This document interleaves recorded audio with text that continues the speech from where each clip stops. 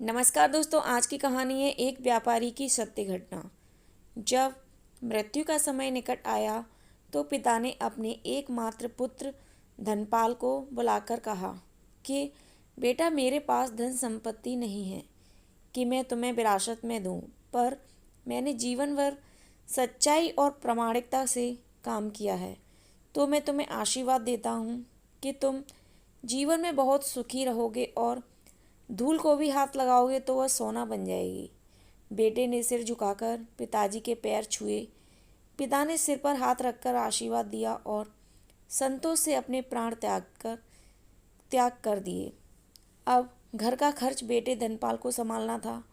उसने एक छोटी सी ठेला गाड़ी पर अपना व्यापार शुरू किया। धीरे धीरे व्यापार बढ़ने लगा। एक छोटी सी दुकान ले ली। व्यापार और बढ़ा। अब नगर के संपन्न लोगों में उसकी गिनती होने लगी। उसको विश्वास था कि यह सब मेरे पिता के आशीर्वाद का ही फल है, क्योंकि उन्होंने जीवन में दुख उठाया पर कभी धैर्य नहीं छोड़ा, श्रद्धा नहीं छोड़ी, प्रामाणिकता नहीं छोड़ी। इसलिए उनकी वाणी में बल था और उनके आशीर्वाद फलीभूत हुए और मैं सुखी हुआ। उसके मुंह से बार बार यह बात निकलती थी। एक दिन एक मित्र ने पूछा, तुम्हारे पिता में इतना बल था तो वह स्वयं संपन्न क्यों नहीं हुए, सुखी क्यों नहीं हुए? धर्मपाल ने कहा, मैं पिता की ताकत की बात नहीं कर रहा हूँ, मैं उनके आशीर्वाद की ताकत की बात कर रहा हूँ। इस प्रकार वह बार बार अपने पिता के आशीर्वाद की बात करता तो लोगों ने उसका नाम ही रख दिया बाप का आशीर्वाद। धर्मपाल को इससे बुरा नहीं लगता। वह कहता कि मैं अपने पिता के आशीर्वाद के काबिल निकलूं, यही चाहता हूँ। ऐसा करते हुए कई साल बीत गए। वह विदेशों में व्यापार करने लगा। जहाँ भी व्यापार करता उससे बहुत लाभ होता। एक बार उसके मन में आया कि मुझे लाभ ही लाभ होता है, तो मैं एक बार नुकसान का अनुभव करूं। तो उसने अपने एक मित्र से पूछा कि ऐसा व्यापार बताओ कि जिसमें मुझे नुकसान हो। मित्र को लगा कि इसको अपनी सफलता का और पैसों का घमंड आ गया है। इसका घमंड दूर करने के लिए इसको ऐसा धंधा बताऊं कि इसको नुकसान ही नुकसान हो। तो उसने उसको बताया कि तुम भारत में लौंग खरीदो और जहाज में भरकर अफ्रीका के जंजीबार में जाकर बेचो। धर्मपाल को यह बात ठीक लगी। जंजीबार तो लौंग का देश है, वहाँ से लौंग भारत में लाते हैं और यहाँ 10-12 गुना भाव पर बेचते हैं। भारत में खरीद करके जंजीबार में बेचें तो साफ नुकसान सामने दिख रहा है। परंतु धर्मपाल ने तय किया कि मैं भारत में लौंग खरीदकर जंजीबार खुद लेकर जाऊंगा, देखूं कि पिता के आशीर्वाद कितना साथ देते हैं। नुकसान का अनुभव लेने के लिए उसने भारत में लौंग खरीदे और जहाज में भरकर खुद उनके साथ जंजीबार द्वीप पहुंचा। जंजीबार में सुल्तान का राज्य था। धर्मपाल जहाज से उतर कर के और लंबे रतीले रास्ते पर जा रहा था वहाँ के व्यापारियों से मिलने को। उसे सामने से सुल्तान जैसा व्यक्ति पैदल सिपाहियों के साथ आता हुआ दिखाई दिया। उसने किसी से पूछा कि यह कौन है। उन्होंने कहा, यह सुल्तान है। सुल्तान ने उसको सामने देखकर उसका परिचय पूछा। उसने कहा, मैं भारत के गुजरात के खंबात का व्यापारी हूँ और यहाँ पर व्यापार करने आया हूँ। सुल्तान ने उसको व्यापारी समझकर उसका आदर किया और उससे बात करने लगा। धर्मपाल ने देखा कि सुल्तान के साथ सैकड़ों सिपाही हैं, परंतु उनके हाथ में तलवार, बंदूक आदि कुछ भी न होकर बड़ी बड़ी छलनियाँ हैं। उसको आश्चर्य हुआ। उसने विनम्रतापूर्वक सुल्तान से पूछा, आपके सैनिक इतनी छलनी लेकर क्यों जा रहे हैं?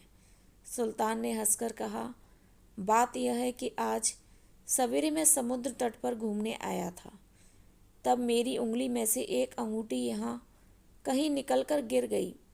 अब रेत में अंगूठी कहाँ गिरी पता नहीं, तो इसलिए मैं इन सैनिकों को साथ लेकर आया हूँ। यह रेत छानकर मेरी अंगूठी उसमें से तलाश करेंगे। धर्मपाल ने कहा, अंगूठी बहुत महंगी होगी।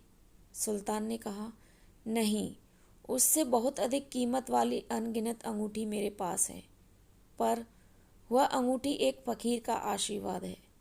मैं मानता हूँ कि मेरी सल्तनत इतनी मजबूत और सुखी उस फ़कीर के आशीर्वाद से है।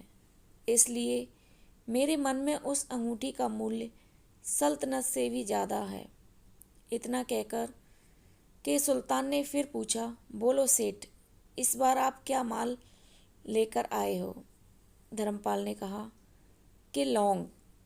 सुल्तान के आश्चर्य का ठिकाना नहीं रहा।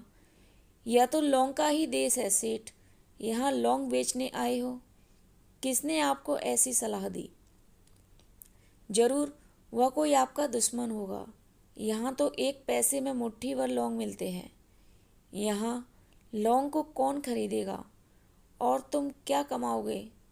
धर्मपाल ने कहा, मुझे यही देखना है कि यहाँ भी मुनाफा होता है या नहीं।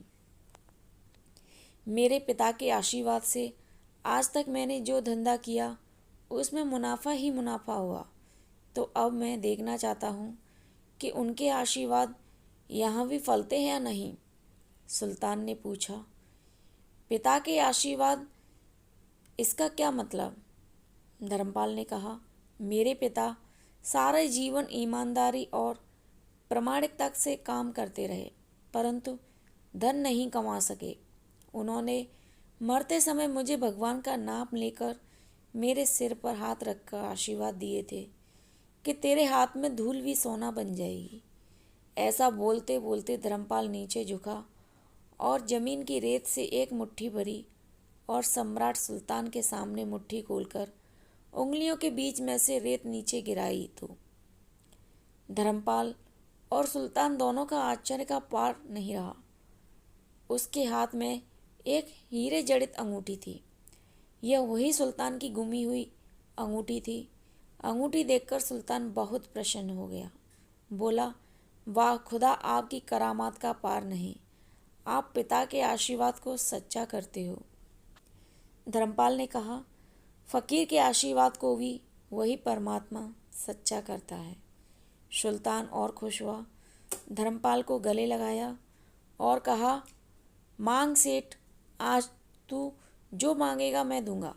धर्मपाल ने कहा, आप 100 वर्ष तक जीवित रहो और प्रजा का अच्छी तरह से पालन करो।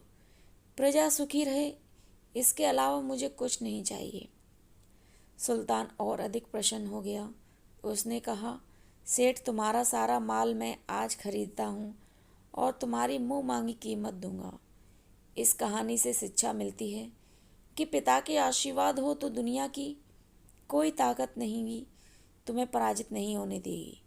पिता और माता की सेवा का फल निश्चित रूप से मिलता है। आशीर्वाद जैसी और कोई संपत्ति नहीं।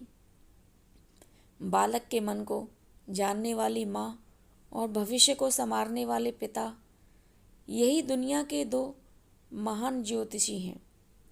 अपने बुजुर्गों का सम्मान करें, यही भावना की सबसे बड़ी सेवा है।